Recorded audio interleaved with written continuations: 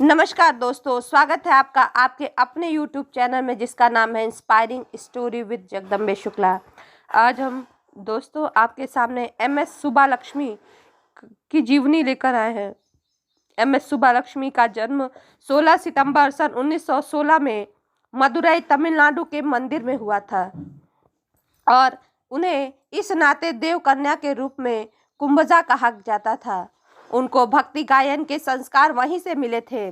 सुब्बालक्ष्मी का पहला जन्म कार्यक्रम 8 वर्ष की उम्र में कुंभकोणम में महामहम उत्सव के दौरान हुआ था। इसी कार्यक्रम के बाद उनका सार्वजनिक दौर शुरू हुआ। सुब्बालक्ष्मी ने सेम्मानगुड़ी श्रीनिवास अय्यर से कर्नाटक संगीत की शिक्षा ली। पंडित नारायण राव व्यास उनके हिंदुस्तानी संगीत में गुरु रहे। सुब्बालक्ष्मी का पहला भक्ति संगीत का एल्बम तब आया जब उनकी उम्र केवल 10 वर्ष की थी। उसी के बाद वह मद्रास संगीत अकादमी में आ गई। उनकी मातृभाषा कन्नड़ थी, लेकिन उनका गायन विविध भाषाओं में हुआ। MS सुब्बालक्ष्मी ने जिस दौर में अपना गायन शुरू किया और अपना स्थान बनाया, उस समय पुरुष गायकों का ही दबदबा था, लेकिन सुब्बालक्ष्मी ने उस परंपरा को तोड़ दिया। सुब्बालक्ष्मी ने फिल्मों में अभिनय भी किया। 1945 में उनकी यादगार फिल्म भक्त मीरा आई। इस फिल्म में मीरा के भजन के लिए उन्होंने गाना भी गाए। वह भजन आज भी लोकप्रिय है।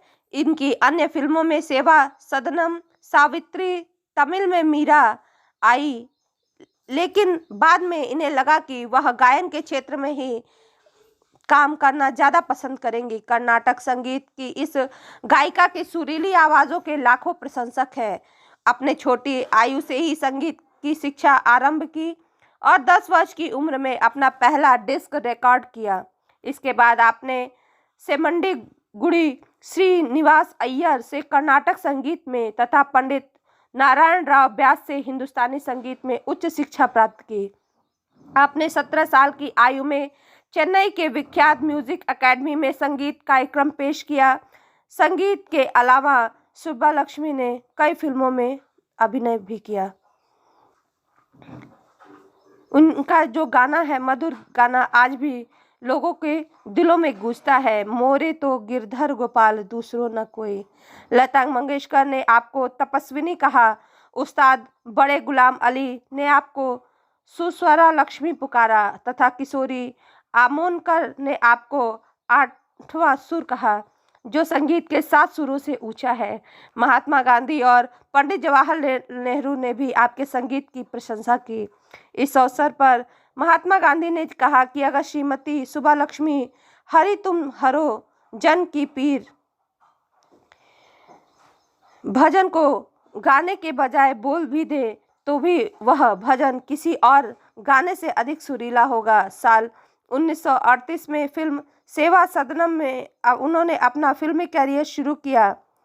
सामाजिक और मानवीय कार्यक्रमों के लिए भी उन्हें बहुत जाना जाता था। सुब्बालक्ष्मी का निधन 2004 में 88 वर्ष की उम्र में हुआ। कुछ समय पहले ऐसी खबरें आई कि विज्ञापन और फिल्म निर्माताओं और ग्राफर राजीव मेनन सुब्बालक्ष्मी की जीवनी पर फिल्म बनाने का विचार कर रहे हैं। आप पहली भारतीय महिला हैं जिन्होंने संयुक्त राष्ट्र संघ की महासभा में संगीत कार्यक्रम प्रस्तुत किया तथा आप पहली स्त्री हैं जो कर्नाटक संगीत का सर्वोच्च पुरस्कार संगीत कलानिधि प्राप्त कर चुकी हैं। सन 1998 में आपको भारत का सर्वोच्चतम नागरिक पुरस्कार भारत रत्न प्रदान किया गया। संयुक्त राष्ट्र संघ में सुब्बालक्ष्मी की जन्म शताब्दी के उपलक्ष्य में एक डाक टिकट भी जारी किया गया था। सुब्बालक्ष्मी को विश्व के एक सर्वोच्चतम गायिका बनने में उनके पति का मार्गदर्शन रहा। उन्होंने स्वयं इस बात को स्वीकार किया कि यदि वह मुझे सहायता नहीं करते तो मैं इस मुकाम तक नहीं पहुंचती। 20वीं शताब्दी की महान भक्ति गायिका होने के बावजूद वे सदा नम्र बनी रहीं और संगीत में अपने ख्याति के लिए अपने पति सदाशिवम का आभार मानती रहीं। सुब्बालक्ष्मी जी के बारे में यही कहा जा सकता है कि जो लोग उनकी भाषा नहीं समझते थे वे भी उनकी गायकी सुनते थे, उनकी आवाज़ को परमात्मा की अभिव्यक्ति कहा जाता था। लोग प्रसन्नचित्त होकर उनका गायन सुनते थे। उनके प्रशंसकों की लिस्ट बहुत लंबी है। वह किसी और का गायन सुनने के बजाय सुब्बालक्ष्मी की आवाज़ ज़्यादा सुनना। सुब्बालक्ष्मी जी को सम्मान और पुरस्कार भी मिले हैं। 1954 में पद्म भूषण, 1956 में संगीत नाटक अकादमी पुरस्कार, 1974 में रेमन मैग्सेसे सम्मान, 1975 में पद्म भूषण, 1988 में कैलाश सम्मान, 1998 में भारत रत्न समेत कई सम्मानों से नवाजा गया। इसके अतिरिक्त कई विश्वविद्यालयों ने उन्हें मानद उपाधि भी प्रदान की।